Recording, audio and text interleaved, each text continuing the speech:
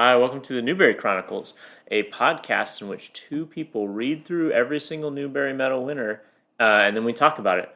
I'm Michael, And I'm Rebecca. and this time on the Newbery Chronicles, we're gearing up for a real exciting one, folks, with 1957's medal, Miracles on Maple Hill by Virginia Sorensen. And let me tell you, it is a thrill ride.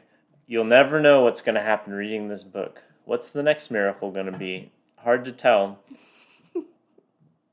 We hated this book. That's spoiling it. That's not okay. giving our listeners a thrill ride, Rebecca. It's okay. At any rate, I'm the one who gets to talk about the author bio this time. But before I do that, don't forget that if you have feelings about what we had to say this time or any other time, you can always email us at newberrychronicles@gmail.com. In which we will read your emails that you send us. So if you think Miracles on Maple Hill is actually good, then you can email us there and tell us why we were wrong. At any rate, it's my turn to do the author bio. That's correct, right? Mm-hmm. Good, because that's what I prepared for. Anyway, this is another one of these books where I think the author bio is actually more interesting than the book itself. So anyway, Virginia Sorensen was not actually born Virginia Sorensen because Sorensen is a married name. She was born in 1912, and her name was Virginia Egertson. And her parents were descended from Mormon pioneers. She was born in Utah and grew up in, adjacent to Mormonism. And I say adjacent to is because it sounds like her family had kind of drifted away from the faith. Her mom wasn't even Mormon at all by the time that she was born. She was Christian Science. And then her dad was what's called a Jack Mormon, which is like a guy who's not formally baptized into the church. Do they baptize people? Mm-hmm. Not formally baptized into the church, but still like running in the same crowds and communities. So she kind of grew up that way as well. Basically, being in Mormon communities, but not being very pious or devout. And so she went to BYU, met her husband, whose first name I don't remember, but whose last name was Sorensen, where she got this name. The first of two husbands. This husband died at some point, I believe, and she married another guy. But neither of them are very important to this story. But she studied journalism, got a degree in journalism, but eventually became an author and published her first novel in 1942. It was called A Little Lower Than the Angels, and it was like a historical novel that dealt with Mormon polygamy. And apparently this earned her like skepticism from Mormons, even though she wasn't really trying to be anti-Mormon. Apparently some people considered her to be that. And so she's what's known as like a part of the lost generation of Mormon writers. So apparently like in the 1880s, like once like their settlement in Utah became kind of stable, you started having people write Mormon fiction, and from then on, like it apparently became encouraged that Mormon writers kind of wrote for the community. They called it home. What is it? They called it home literature. Basically, this would be like kind of devotional works that were intended to be read like within Mormon households and within the community, not intended for like broader, secular or non-Mormon audiences. And so for a long time, there was no real Mormon literature outside of that. But in like the mid 20th century, some writers started kind of not wanting to do that anymore and actually started seeking national attention and trying to publish through like mainstream presses and that sort of thing. And usually doing so, they ran afoul of the church in some way. And so that's why they were called the Lost Generation, is that they were kind of not viewed very kindly by the Mormon establishment. And Virginia Sorensen was just that. I guess she wrote a lot about Mormons because I suppose that's what she knew. But there's this quote on her Wikipedia page, which I think is kind of funny because of how blunt it is. She says, "As a writer and as a person, I can honestly say that I am not particularly interested in Mormons." And so she didn't continue to write about Mormons eventually. she eventually got into children's literature and wrote Miracles on Maple Hill, which is not about Mormons as far as we know. There's not a ton of references to religious faith in general, despite miracles being in the title.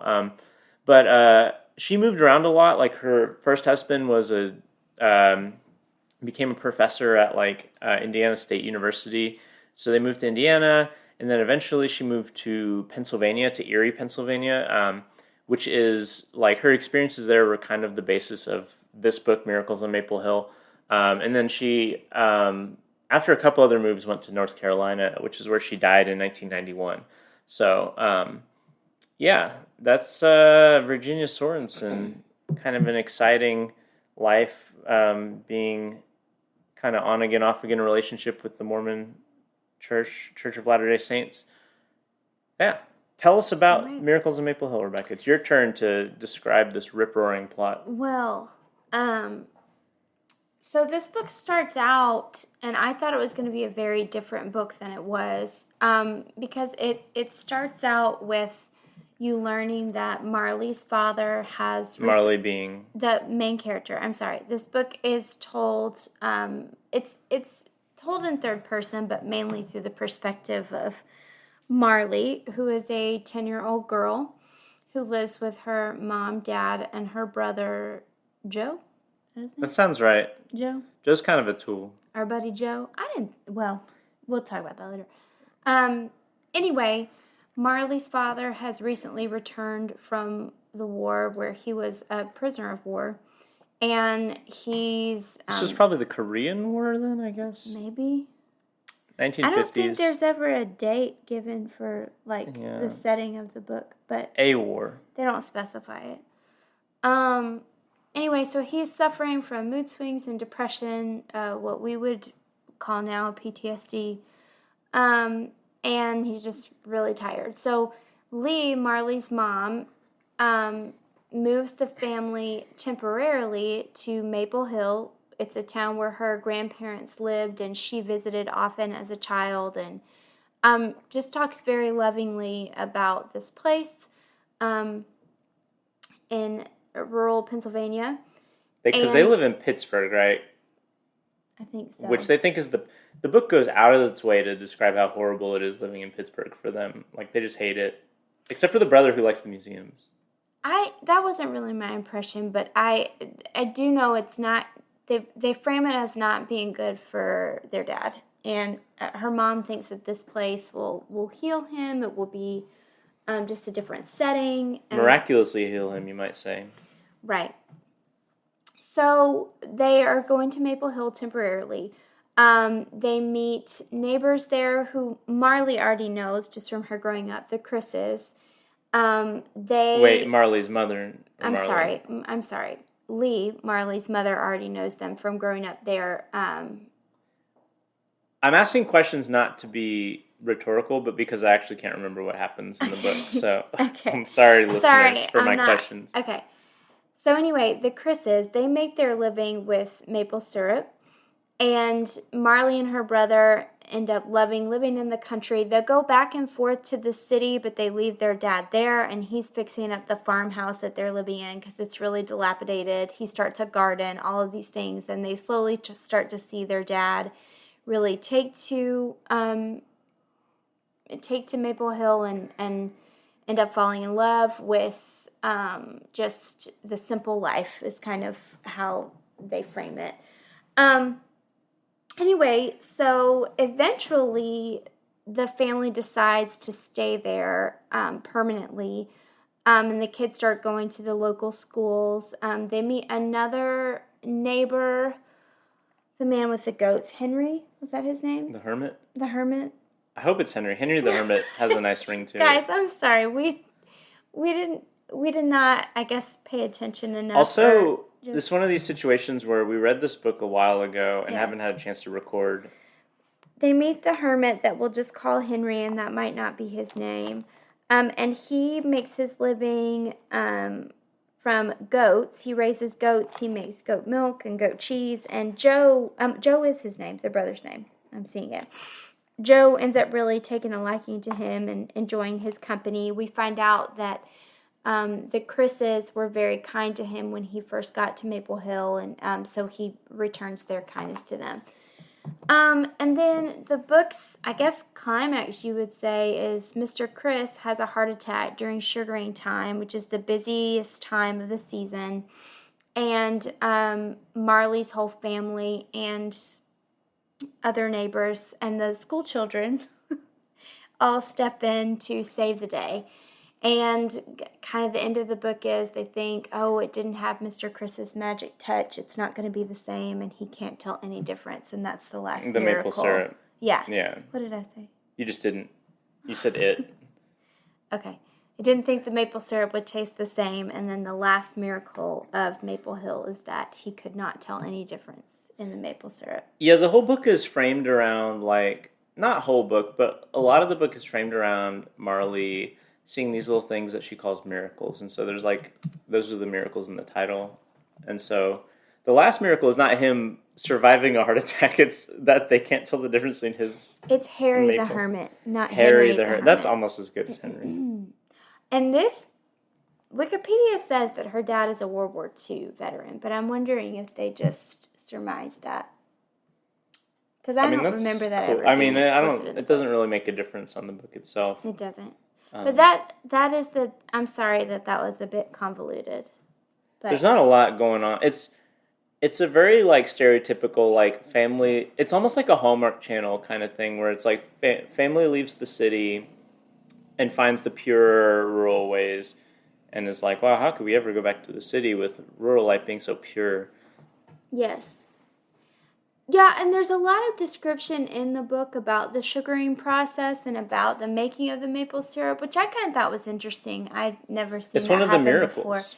It is. I have a semantic bone to pick with the miracle terminology, which is that none of these things are supernatural or even out of the ordinary. Like, they're just ordinary things, and Marley says, wow, it's another miracle. And I don't really understand the hyperbole. I do feel that some of them are not. Like, I think her dad's healing is something that people would call a miracle now. Just Right. like if you had PTSD and then all of a sudden you didn't, you know? That's true, but others of it are like, she watches the sugar making process, and there's this one part where they're boiling down the nectar, or the sap, excuse me, and the sap is bubbling up, and this guy has like a little like brush that he flicks like cream on top of it, and it makes the bubbles go down. And she's like, she refers to that over and over again in the book as miraculous, and I don't really understand. I mean, that's kind of cool. It's a nice, nifty technique, but like miracle doesn't. I'm just saying this to say, What did you like about this book, Michael? I did like, so as a prelude to the things I didn't like, I hate stories in which people go to nature and think that it's pure. Like, I just can't stand that kind of... It's not that nature isn't wonderful, but this idea that, like, it's somehow more pure to live this, like, rural, quote-unquote, simple life. And it's not really simple living out in the country. Like, it's really complex to live off the land and all that stuff. But what I liked is that there's parts of the book that are at odds with that idea. Like, there's a thread in the book where Marley is really conscientious of living things and doesn't like to see them killed. Which, of course, if you're living like in a traditional kind of like farm situation, is tough because, you know, they kill lots of animals on a farm, especially if you need them for like subsistence and stuff, and you know, hunting and all that sort of stuff. And there's this one extended sequence, which I actually thought was the best chapter in the book, where she finds this fox den, and it's like a fox, like the fox parents. I don't know if there's the gender of the parents, but and then little kits or kittens or what is that what they call, or pups? Are foxes pups or kits? Little baby foxes. And she thinks it's so wonderful, and she goes home and tells her brother, like, oh wow, I just found these foxes. And he's like, oh yeah, that's cool. And they go see it, and then they go home, and then her parents are like, they're with the Chris's, because they're always with the Chris's. And her parents are like, well, what'd you guys do today? And they're like, we found these foxes. Or no, Marley is like, we found these foxes, and the brother's like, shh, don't tell him that, because he knows that the Chris's are going to go hunt them Because the foxes killed because the they're a chickens. pest. Specifically because they killed their chickens. Right, and so this is obviously really upsetting to Marley because she thought this is this wonderful fox family, and she has inadvertently caused their demise, or thinks that they're going to cause this demise. So her and her brother like conspire to like chase the foxes away so they can't be caught. And I think it's really interesting because it like presents this tension. Like, is nature this idyllic, you know, Edenic state? You know, is Maple Hill this pure place of like, you know, joy and like, you know, back like a return to Eden sort of thing, which is how a lot of the book presents it, um, or is that merely like a first impression that will later become more complicated as you know they have to live life there rather than simply vacationing there at the beginning. Um, and unfortunately, the book only follows that thread up a couple of different times. Like there are a few different times when um, Marley seems at odds with like the ethos of like the kind of like prevailing wisdom of Maple Hill, and it always involves killing of like animals and stuff. You know, just the kind of inherent, just the inherent brutality of having to live rurally. You know, where you know you're distanced from that in a lot of modern life. You know, you go to the supermarket and here's your eggs, here's your chicken breasts or whatever. You know, you don't really have to confront the kind of brutality of like how we get those things. But when you're living on a farm and there's not someone else doing that for you, and they just have to do it in front of you, like you have to really you know think about like, oh wow, you know the stuff that I eat and all this stuff comes at this cost of labor, this cost of life of the animal. And I think that there's a few parts in the book that are really interesting that really go into that, and I really liked that. Not all of the book is like that, but I think that if I had to single out like my one like positive, it's like those moments, and especially the little fox vignette that I really liked and thought was interesting. What did you like about this, Rebecca? Well, I did like seeing things through Marley's eyes. I think that's the only way that you have the wonder of this book is seeing it through the eyes of a 10-year-old. And at the beginning, she's really excited to go to this place because you can tell that the tension between her parents is very, very thick. And her mom has talked lovingly about Maple Hill, and there's this like little phrase that they use, like it's all outdoors out here, or something like that, which I thought was a weird phrase. But Marley loves that story, and she asks her mom to tell it to her over and over again. So I think that Virginia Sorensen kind of captured that in the heart of a child of like, there's this really cool place that we're going to go and maybe my dad will get better, but even if he doesn't, it'll be a new place for me that my mom has talked about with love. And just kind of seeing that wonder through her eyes, I think that's well done. And I liked the setting of it being in rural Pennsylvania and the farmhouse. I think that imagery was really strong, and maybe just because I really like northeastern United States. I think it's really pretty, and so I was just imagining that.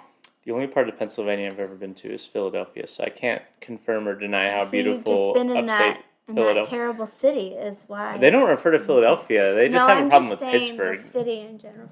But I just don't remember Pittsburgh being described as very negatively, but I guess I think you're right that it's mostly described as negative for the family, but for the dad. but also for the family. They talk about how like all the people and like, oh, you know, there's noise, and you know they do all the things that people usually complain about with cities, except they don't mention crime or race, probably because it's a kid's book. But Well, yeah, so those are the things that I liked. I liked what you described too.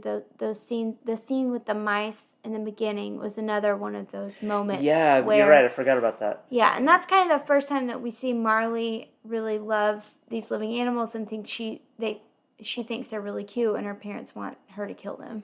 And Yeah, and that set me up to think that like this is a thread that's going to develop throughout the story, right. and it kind of does intermittently, but it doesn't ever go anywhere. It doesn't develop past what's initially presented. Right. By the way, there's fireworks going off because we're recording this on Memorial Day, so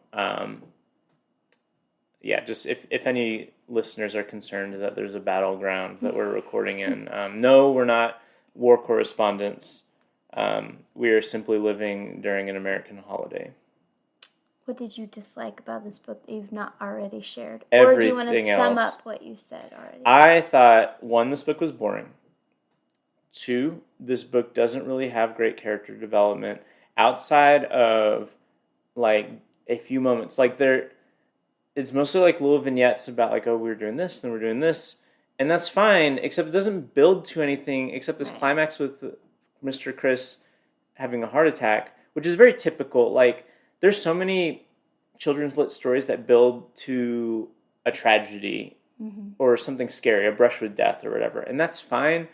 But and there's like a few things like earlier on in the book where like Mrs. Chris is like, you really shouldn't be doing this. You're exerting yourself too much, and it's like kind of foreshadowed. So it's not like it comes out of nowhere. But like, what's the point? Like, it's nothing except to find a high note to end this book on. There's nothing that people learn from this book except like they do the sugaring process by themselves. But like that sugaring process doesn't fulfill any meaningful character arc. It just shows that like, oh, now they're people, they're Maple Hill people too. They've arrived that now they can sugar as well as a native. And Well, I think that scene is trying to tell us more than just like what they've learned to do as a native. I think it's that whole sense of community that their mom left the city for to find in the country. Like that's what they find with the Chris's and with Harry the Hermit and with, the school, being able to convince the school that they're not just truant. I think that that's what that scene is supposed to do.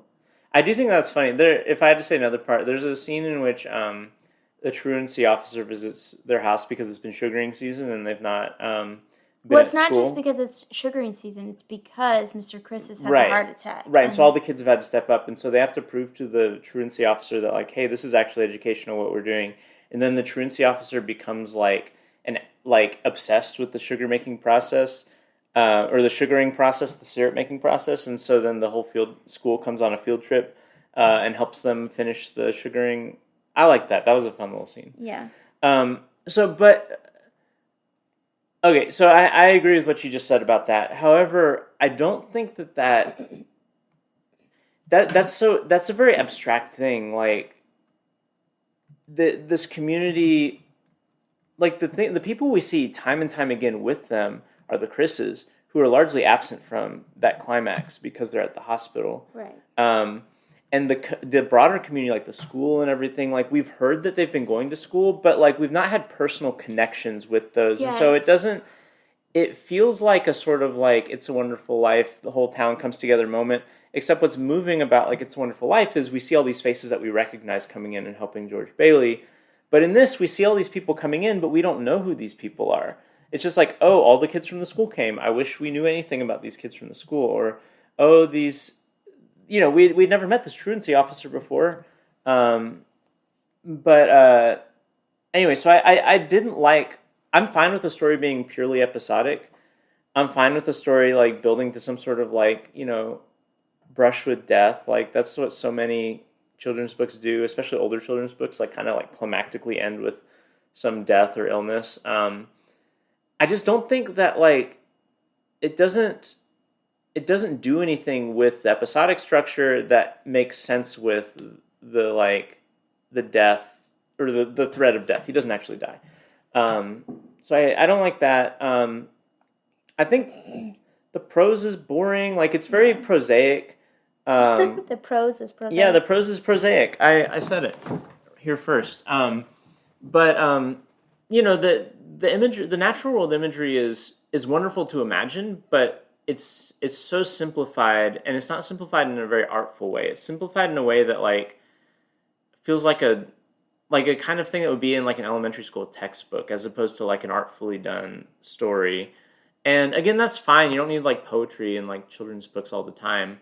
But like, I just can't find anything to grasp onto besides the things I've already said that is enjoyable. And like I said, like I just have an innate allergy to this type of story, because this is very much a type of story. Like there is a genre of storytelling that's both literary and like cinematic.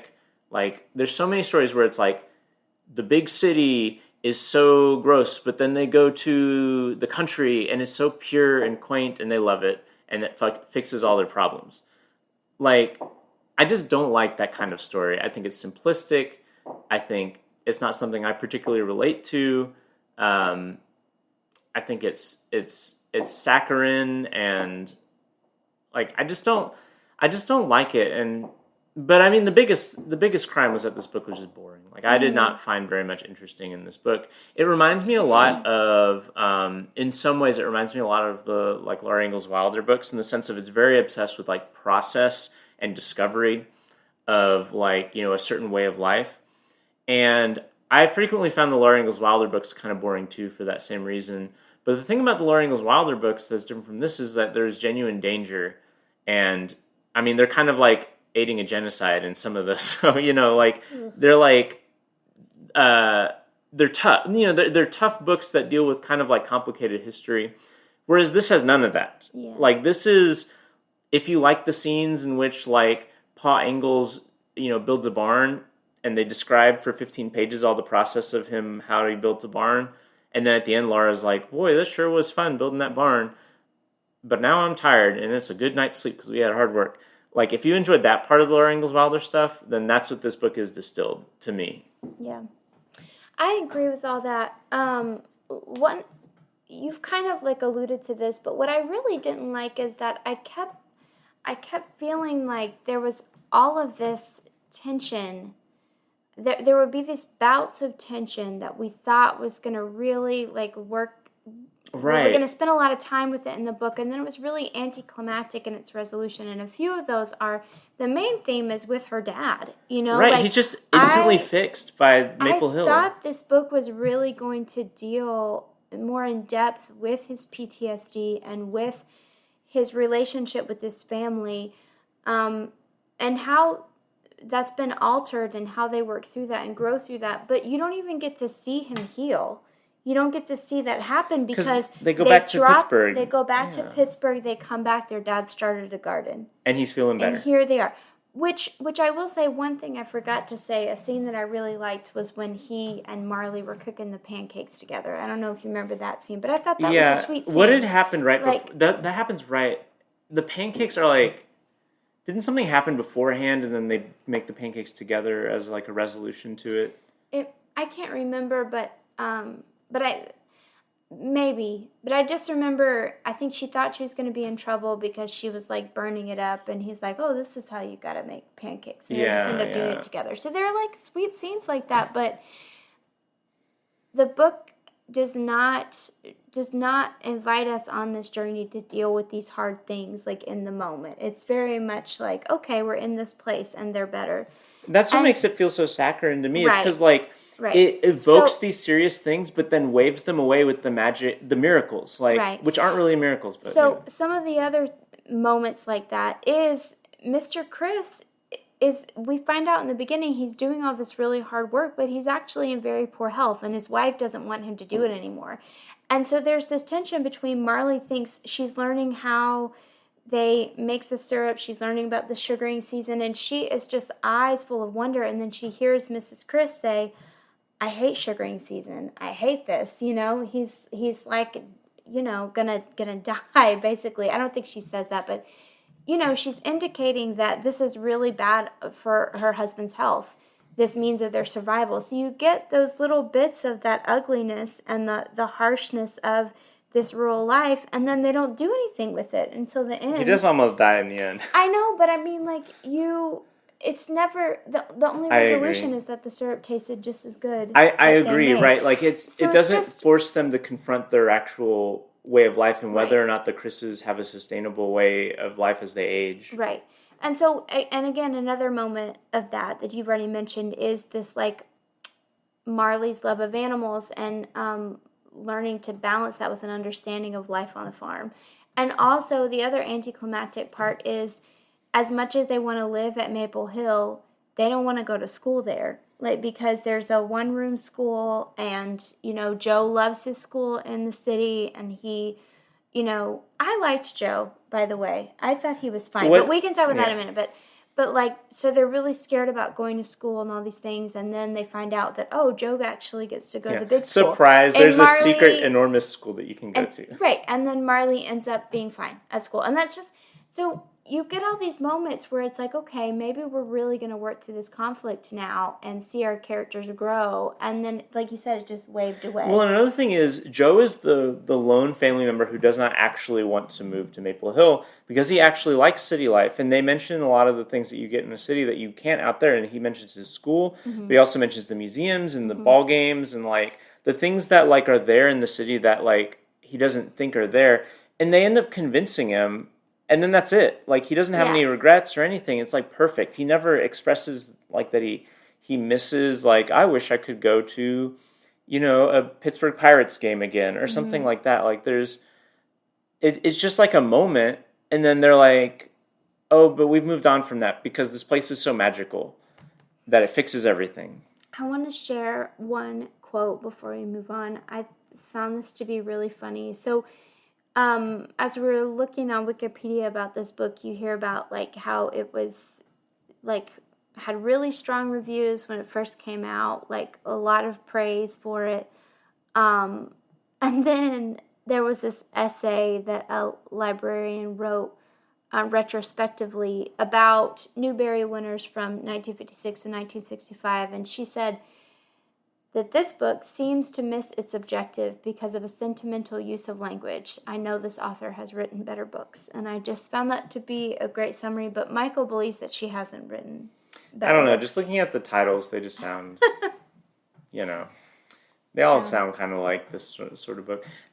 It's not really a big point, but since we keep alluding to the fact that I don't like Joe, Joe is fine as a character, but like he's got that sort of, I don't know, like I've seen this kind of person in real life and they always irritate me where like boys have these big important things to do on the farm and like you can't be part of this because I'm a big important man. Like he's got that sort of like, I feel it was gendered as much. it is gendered. But I felt like he just liked to be like kind of a loner and explore. No, because he does stuff with Mr. Chris and he's like, you can't do it because you're a girl. Like he says that at multiple points in the early goings of the book. I think I'm thinking about when he goes off and does his own thing. Like he's usually just going off and doing his own things. Which he helps Harry, the hermit, right, which is nice. Like right. Joe seems like a fine person in general, but he's got that kind of like irritating dynamic of like, oh, I'm a boy, so I've got this sense of grandeur in this rural setting because my jobs are. I guess I read it more as his age than him being a boy, but you're probably right. I mean, maybe it's his age too, but anyway, so I think we both can agree. Thumbs down. Yeah. Thumbs down.